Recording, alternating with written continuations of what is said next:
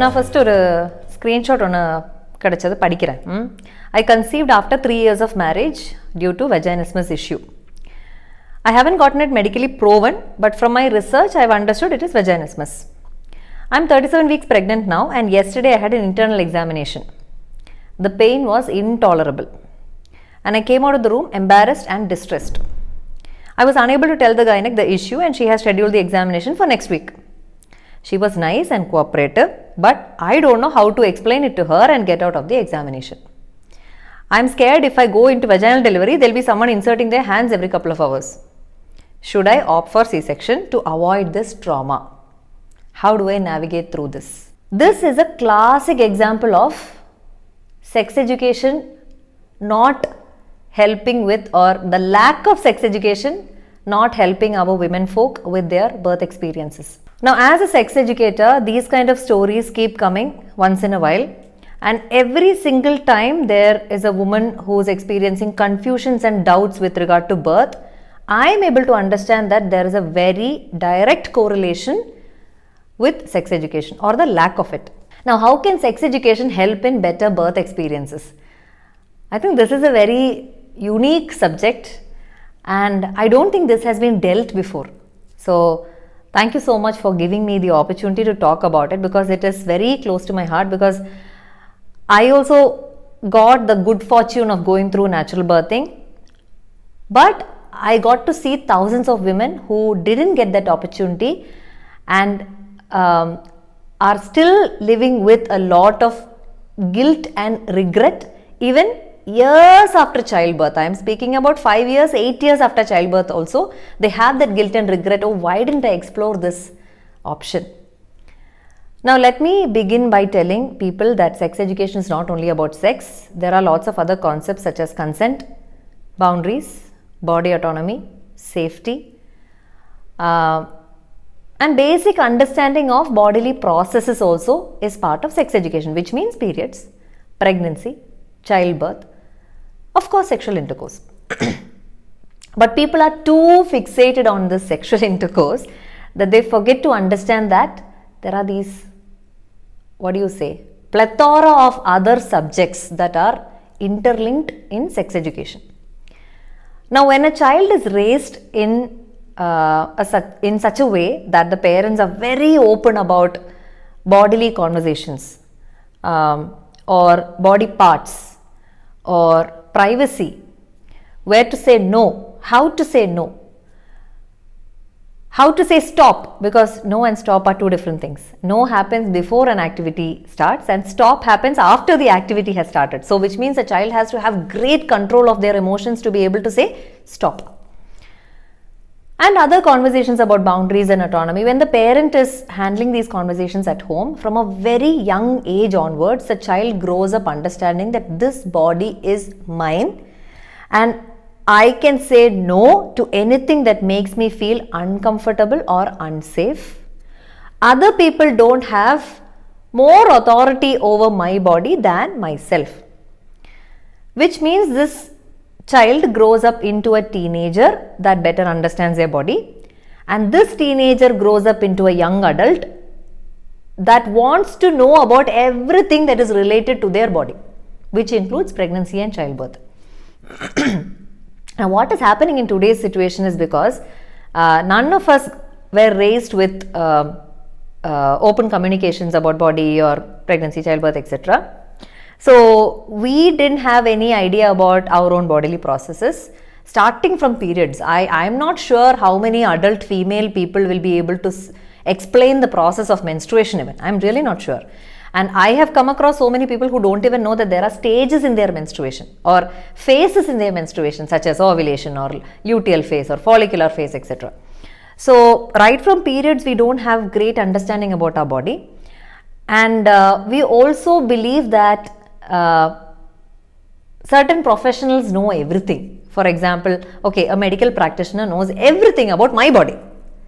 Okay, so somebody else is an expert on my body. So these kind of information is being drilled into us from a very young age. So what happens to this so-called, now we are talking about female bodied people. So what will happen if this person grows up into an adult female, gets pregnant? What will they think? Okay, somebody else will help me get the baby out. She doesn't even realize that she is the one who is birthing the baby. According to her, somebody else will take the baby out. Her only job is to go lie down there and listen to whatever they are, asking her to do and cooperate so that this baby comes out without any issue. So there is a lot of fear also attached to this, thanks to the movies and the serials and all that we've been watching, where women have been, dragged into the operation theatre, and then they're all crying and everybody is scared and there's a lot of noise and this, that. So childbirth is also a concept related to a lot of fear. Again, pain related to childbirth, again connected to fear. So there is a lot of vagueness and lot of uncertainty and lot of lack of clarity when it comes to what exactly is childbirth process or labor process. So this is what is happening in today's times. Now imagine we raise children with sex education, giving all this information about whatever I just spoke about, like consent and boundaries, etc. What happens to this child when they grow up into a teenager? They have better understanding about their body. They would have already understood, I need privacy, this is my room, this is my body parts, I can touch my body parts, others shouldn't touch and explore my body parts, shouldn't make me feel unsafe and uncomfortable. So these kind of concepts are deep rooted in this teenager, because we started off with sex education from 3 years or 4 years. Now what will happen when they become adults? Again, the same level of autonomy. Okay, my body is mine. That will be there. Now what will happen when this person is a young adult and they are getting pregnant? They will want to know everything about pregnancy and childbirth. They will not let it slide by. Oh, somebody else will. No. It's my body. All this while, for the past 20-25 years, I have been the boss of my body. I have understood all my bodily processes very, very well. Pregnancy and childbirth are two other body processes. I need to understand this process also very, very well. So this person becomes very open to learning about subjects that are related to their body, even if they are not medical professionals. Why do we think only doctors should know about bodies?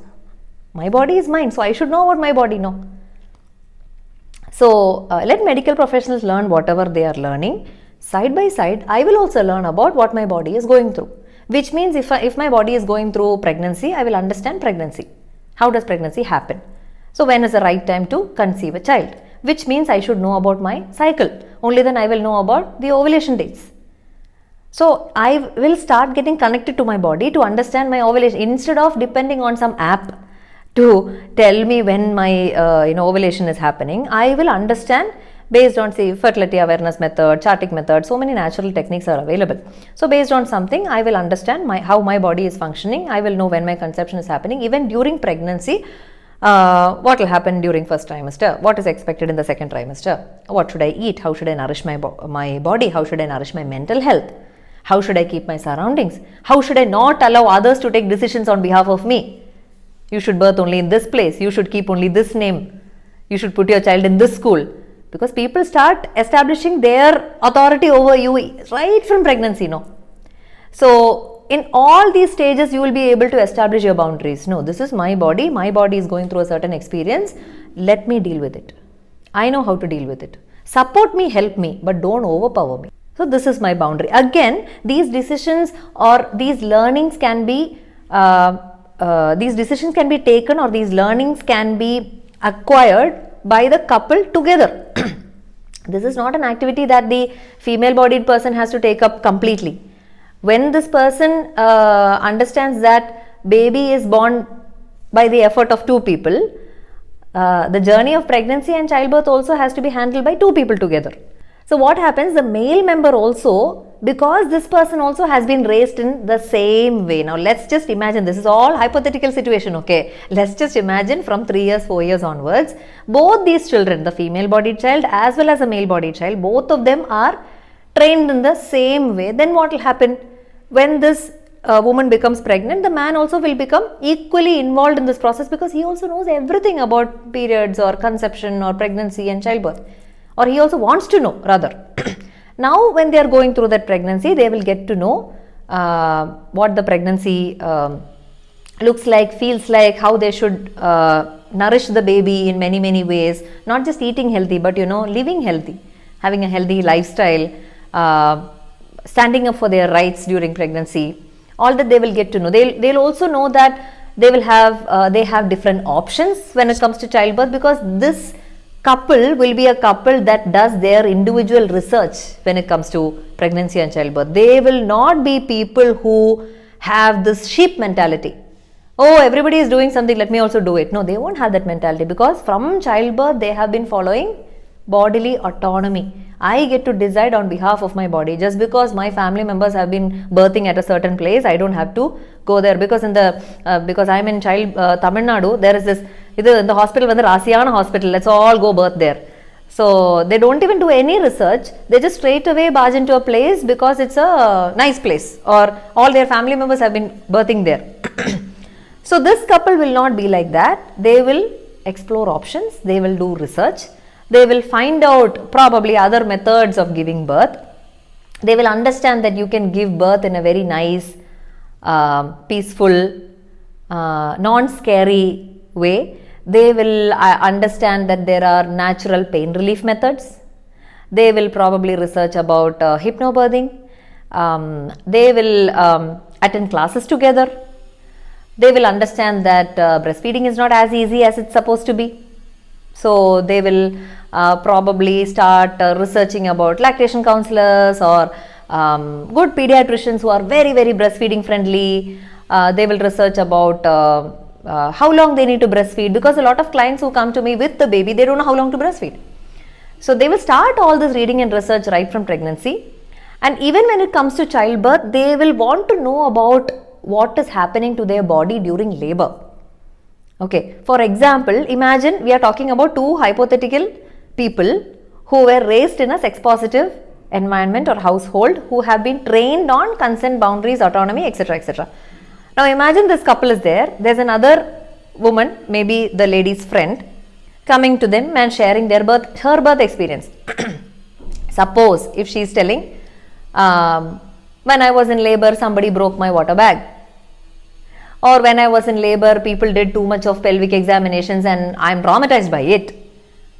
What will happen to this couple? They will start reading more about medical interventions during childbirth, which means they will come across evidence-based information which tells them certain things are not supposed to be done, or certain things you can say no, certain things you can minimize. For example, pelvic examinations for that matter, you can minimize the number of times this is being done.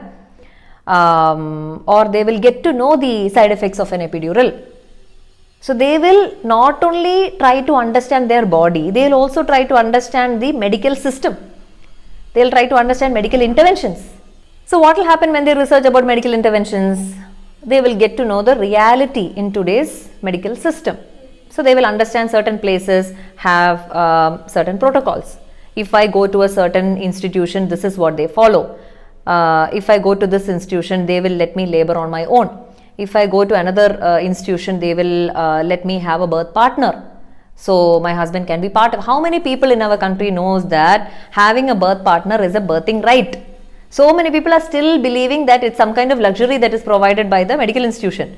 Oh, if I'm supposed to ask for my husband in labor, then I have to pay for the suite room and I have to take some extra or give some extra money to get. You don't have to do that. It's a basic birthing right of a woman to have a birth partner. How many people know that?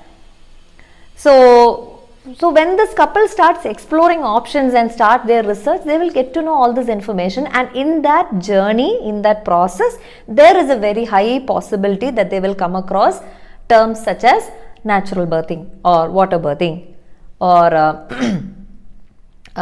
places that provide very gentle C-sections. Who's telling that C-sections will by default give trauma? Nobody tells that. There are a lot of people who have gone through C-sections and I'm pretty happy about it. Why are they happy about it? They're happy about it because they know that their body needed it. And why are some people not happy about C-sections? Because they strongly believe that it was unnecessary, or they strongly believe that it happened out of the blue, or they were not prepared well enough. That is what causes the trauma. For that matter, I know so many women who have gone through vaginal birth who are traumatized by the experience. So it is not vaginal birth that will provide great experience and C-sections that will provide trauma. That is a huge misconception. How was this woman treated during labor? Was her wishes and her, birth plan respected and honored? Did she have enough support during labor? Did she have somebody to hold on to? Was she asked to shut up and not scream? These are the things, or maybe some intervention that she didn't like, or maybe she felt that they didn't ask consent for. These are the things that actually cause trauma, not the vaginal birth or C-section per se. So even C-sections can be done in gentle manner. There are places that do this. So because we are talking about this hypothetical couple that was raised in a sex positive environment where parents gave all information about consent and boundaries and whatnot, they grew into people that could establish their autonomy and agency over their body.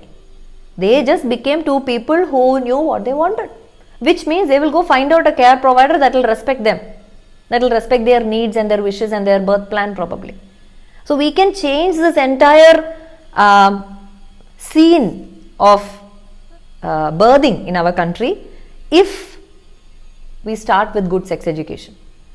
So today people might feel it is only indirectly related, but actually speaking there is a direct relation. Because see, on the other hand, let's think of the provider or the hospital or the doctor. Even they will start changing their methodologies when people start demanding for different kinds of services. No doctor, I cannot allow pelvic examinations to happen because I know evidence says blah blah blah blah blah. Then this doctor has to change their methods, no. Then they will also have to go read more, no. For example, if I am a lactation counselor and I start practicing, second year, third year, I have got clients asking me very unique questions which I start scratching my head. Oh, this was not part of lactation education. My textbooks didn't have this. Let me go read, let me go research, let me go attend more webinars and conferences and seminars and symposiums. Let me learn and update myself. Otherwise, I will remain stagnant. No. Oh, my teachers or trainers, they taught me this. This is what I have seen in medical school. I am going to only practice this means what? What kind of a professional does that make you? No, none of us can remain stagnant in our career. No, we have to grow and evolve, which means one great way to evolve is when the customer or the consumer demands for better services. No doctor, I want to move around during labor. I know that evidence says moving around will ease the labor process. I want to use a birthing ball. So as a provider, if in medical school I haven't even seen a birth ball, what will I do with this person? Which means I need to equip myself. No, I need to go learn. I need to probably intern at a place where they use birth balls. So I have to keep aside my ego or my overconfidence that just because I completed medical school, I know everything about birth. I need to keep all that aside. I need to unlearn a lot of things and I need to learn new things so that I can give a beautiful experience to the consumer that is coming to me. Which means I need to see her or this couple as equals. I cannot see them as people below me. I have done the certain course, I am a certain professional, so you people don't know anything. No. Each person is the best advocate for their own body, not me. Because I tell that to mothers who come with me for lactation issues. You are the expert in your baby. Not me, not the pediatrician, not your amma, grandma, nobody else. You are the expert. You are looking at this baby 24/7. You tell me what is going on with the baby. I have had so many mothers tell me the problem and the solution itself. Ma'am, my baby has a tightness in the left side of the neck, ma'am. It's keeping its body only like this, ma'am. I think that is why this baby is finding it difficult to turn its head towards the other side and drink equally from the other breast. I don't even have to do any diagnosis there. She is herself figuring it out. Now imagine this postpartum mother is fully concentrating on her birth experience and traumatized by the birth experience. She won't be able to deal with the baby well. Because one standard statement that a lot of care providers say is, you got a healthy baby. No, now shut up. Healthy baby is not enough. What about healthy mother? What about the mental health of the mother? The mother is so preoccupied with what all nonsense happened during her birth. People asking her to shut up, people asking her not to scream, people asking her not to push. Because I have had so many clients coming and telling me, ma'am, I was asked not to push because the doctor was not there. It is a natural impulse to push. So if you're, no, keep your legs straight, keep your legs together. You won't believe the kind of stories I get to hear. And this is not some Sappa hospital here and there. These are all super specialty hospitals, all corporate hospitals. So all kinds of stories about how they were treated very badly. They have this 2-month-old, 3-month-old baby with them. They have extreme lactation issues going on. But this mother is totally in a different world. Not able to focus on this baby. This happened in my birth, that happened in my birth, this shouldn't have happened, that should have happened, my husband should have been there, I should have waited little bit more, otherwise I would have got a vaginal birth, why did I get C-section, did my body fail me? Do you think this will make her happy? Oh, okay, I got a healthy baby, fine, this is enough for her. Her life will be amazing.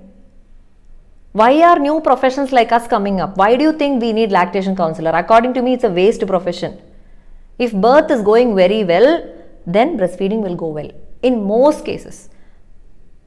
Because a mother genuinely having low supply is a very rare case scenario. Most of the problems that we see as lactation counselors, as postpartum counselors, is bad birth experiences. When I have 2 hours to sort her lactation issue, she will take the entire 2 hours to talk about her birth. Then when will I talk about lactation issue and solve it for her? So, the so-called birth experience doesn't stop when the baby is out. She starts integrating that experience only after that, which means the weeks after that, the months after that, even the years after this birth is very crucial. It's very important that we set these mothers' mental health experiences right from the beginning so that she can do parenting in the right way. Now, where is this all leading to? I get so many clients telling, ma'am, I want to follow gentle parenting, ma'am. I don't want to scream at my baby. I don't want to hit my baby. But every time I see this baby, I'm getting so furious. Because there is no mind-body connection. She is completely traumatized by the birth. She wants to be gentle. Her prefrontal cortex or the logical brain wants her to be gentle with the baby. But her body is in that survival mode. She is in that fight or flight. How can she be gentle? Just by attending gentle parenting classes, how can she be a gentle parent if the birth experience is traumatizing her years after childbirth? So we are getting nowhere with this. And I always talk about collaborative care. Let low risk women go to the right kind of people. Let high risk women go to the right kind of people. If India also has a collaborative, birth model, we can solve most of these issues. Yes, we need obstetricians. Yes, we need midwives. Yes, we need well-trained nursing staff. Because they are the ones who are shouting and screaming most of the cases. Everybody has to be trained. We need a lactation counselor on board. We need everybody to work together to give this mother and baby beautiful experience. Now we are all talking about the mother. What about the baby? The baby starts off its life with trauma. Again, baby is also going through a lot of birth trauma because I had plans to come at 40 weeks, 4 days. I was taken out at 39 weeks itself. I would have spent beautiful 2 weeks in my Amma. You're pulling me out at 39 weeks telling this, that. I'm not ready to face the world. I would have spent beautiful 10 days inside my Amma, no. Growth and development happens better inside the uterus, right, than outside. Everybody knows this. Then why isn't the system giving babies enough time inside the mother's uterus? Why is there a rule that you have to bring the baby out before 40 weeks itself? Whereas other countries are successfully able to, follow different methodologies and give better birth outcomes also. Which means it's time to change the system, right? I've got a client where she was in India when she was pregnant. She was given a certain due date, which was definitely 40th week, first day of 40th week. And then she had to travel to where the husband was living, some France or some place. And there when she started checking with the system there, and she was given 42 weeks. Is their body changing in India and France? Suddenly in France her body is something different.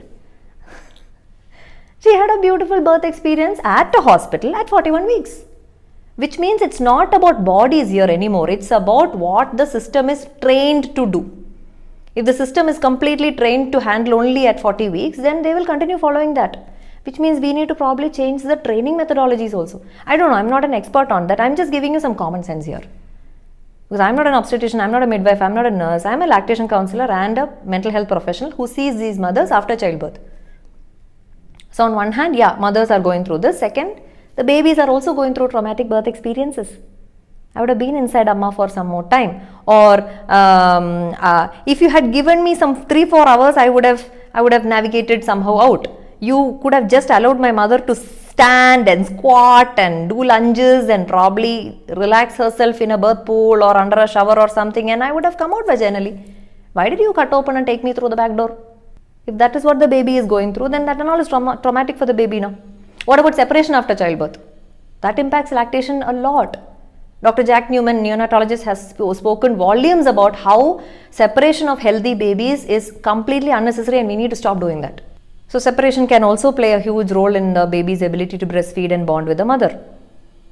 So if this is the starting point that we are giving these babies, then we have to expect so much of mental health issues and all in future for sure. Everybody will go through depression and anxiety and other issues, and psychologists will start booming.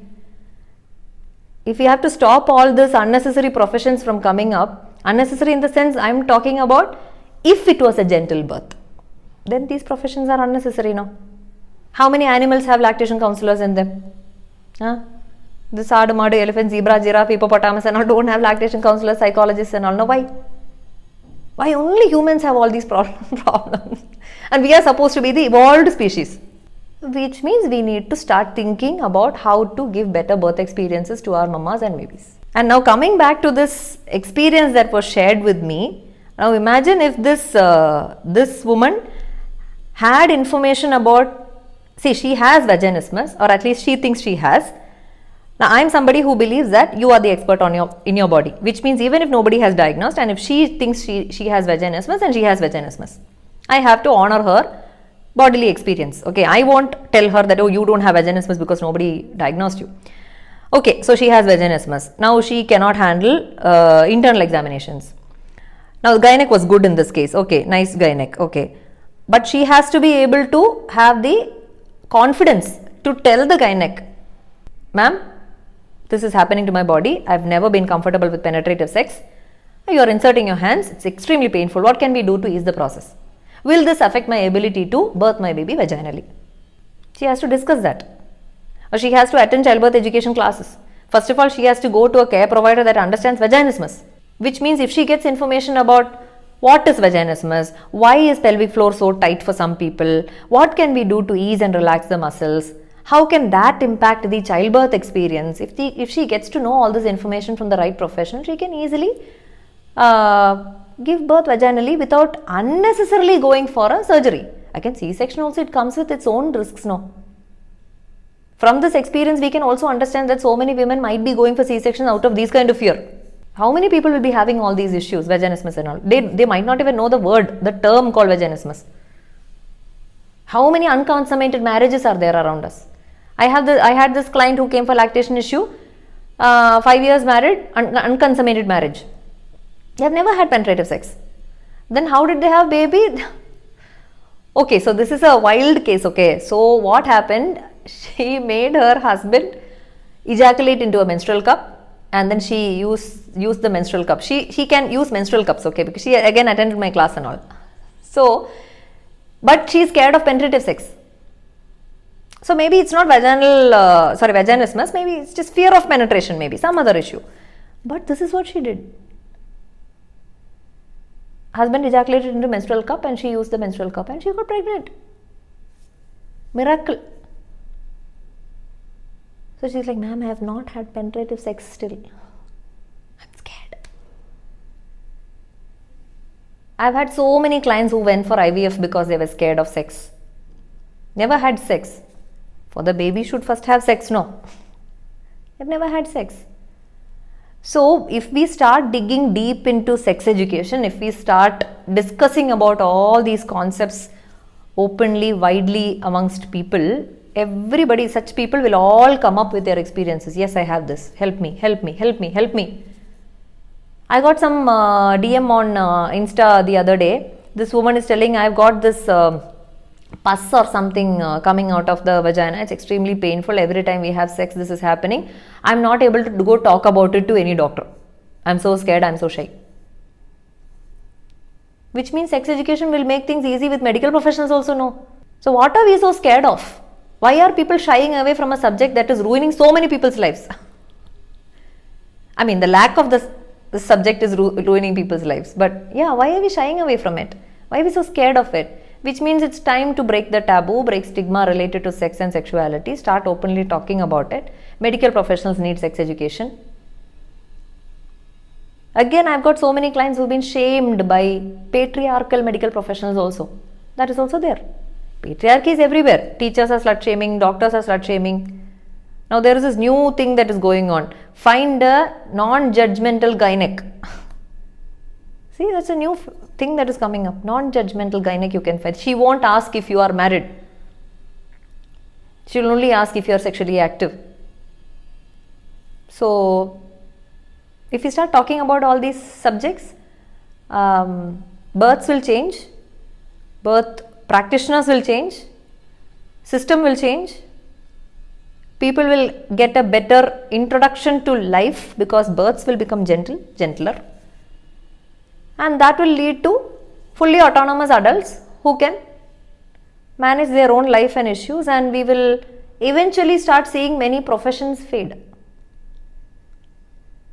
Which is what I want in future. I don't want any lactation counselors and mental health professionals. If that is the world that we are creating for our children, that will be amazing. And I think to a large extent it starts with sex education.